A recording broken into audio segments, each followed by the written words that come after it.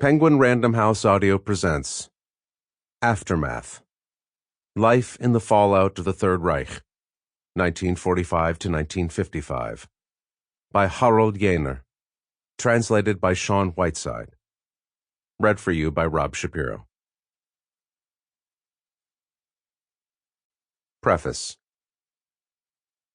On 18 March 1952, the Neue Zeitung published an article by the author and editor Kurt Kutzenberg entitled "Nothing Can Be Taken for Granted.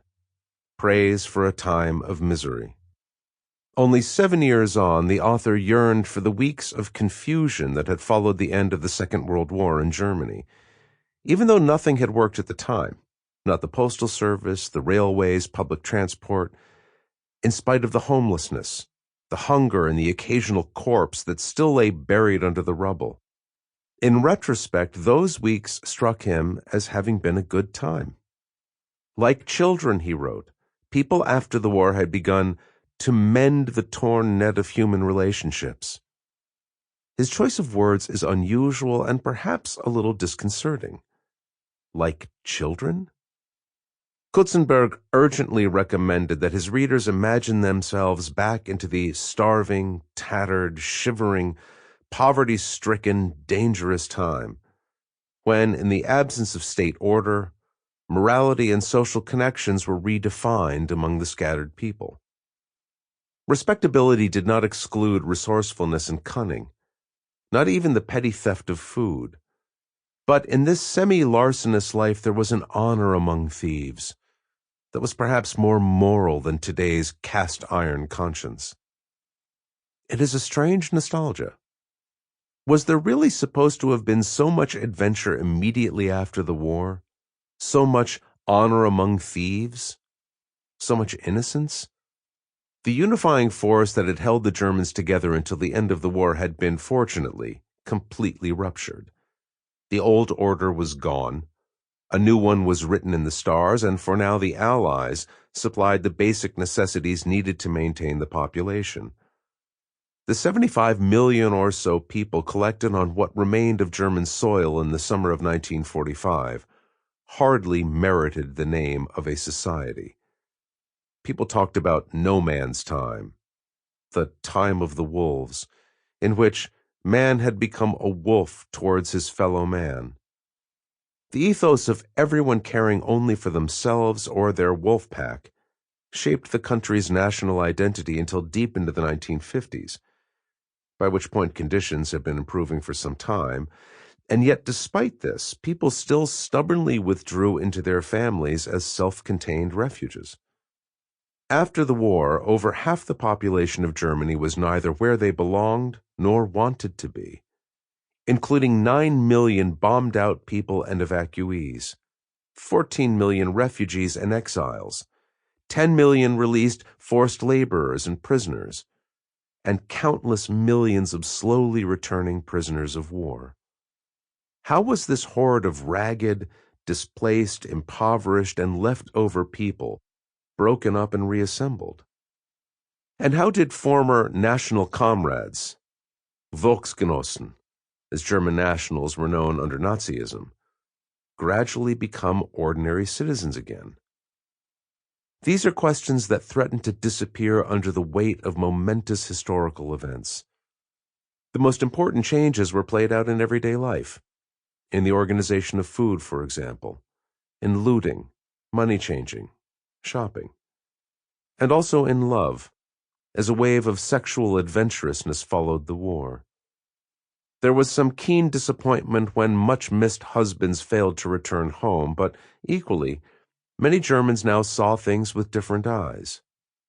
They wanted to start everything afresh, and divorce rates leapt.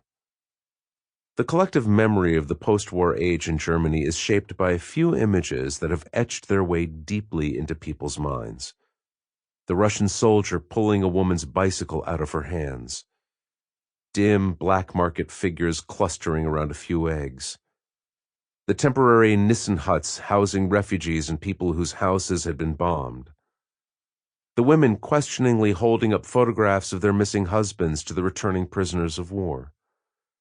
These few pictures are so visually powerful that they imprinted on the German public memory of the first post-war years like an unchanging silent film.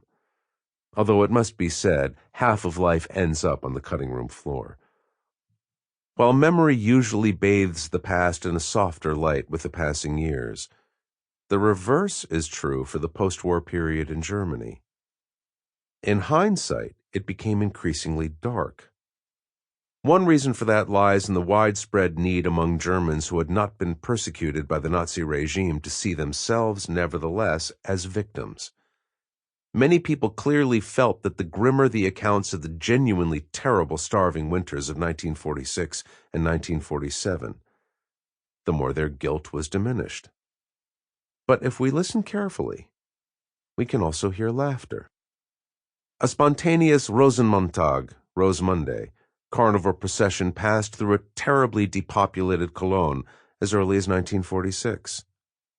The journalist Margrethe Bovary remembered the feeling of life being enormously enhanced by the approaching nearness of death. In the years when there was nothing to buy, she had been so happy that she later decided not to undertake any major purchases even when times improved.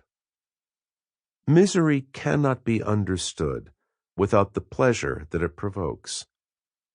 Escaping death drove some into apathy, others into a passionate love of life.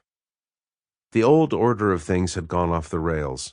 Families had been torn apart, connections lost. But people were starting to mingle again, and anyone young and spirited saw the chaos as a playground in which they had to seek their joy anew each day.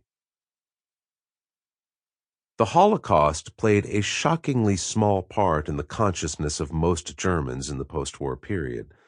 Some were aware of the crimes on the Eastern Front, and a certain fundamental guilt at having started the war in the first place was acknowledged.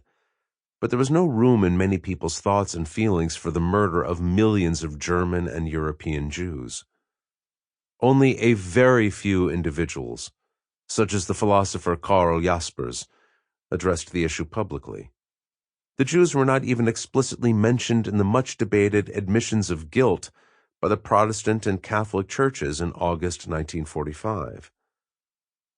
In a perfidious way, the unthinkability of the Holocaust also extended to the nation that had perpetrated it. The crimes had an enormity which banished them from the collective consciousness even while they were happening. The fact that even well-intentioned people refused to think about what would happen to their deported neighbors has left trust in the human species severely shaken even into the present day. And the majority of Germans at the time were guilty of this. The hushing up of the extermination camps continued after the end of the war, even though the Allies tried to forcibly confront the defeated German people with evidence of Nazi crimes.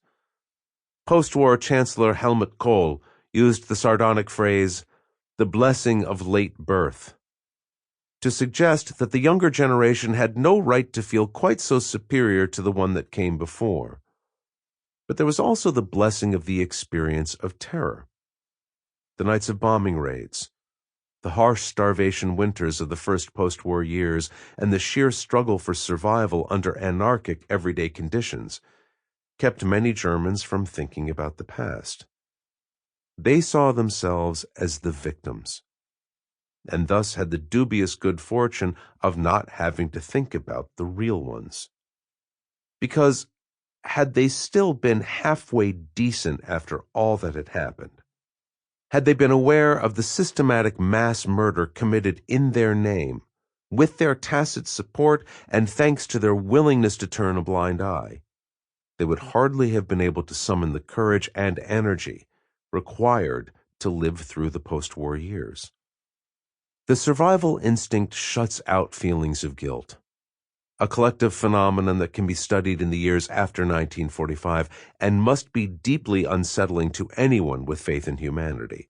But how the two societies of East and West Germany, both anti-fascist in their different ways, could both be founded on repression and distortion, is a mystery that this book seeks to address by immersing itself in the extreme challenges and curious lifestyles of the post-war years. even though Sample complete. Ready to continue?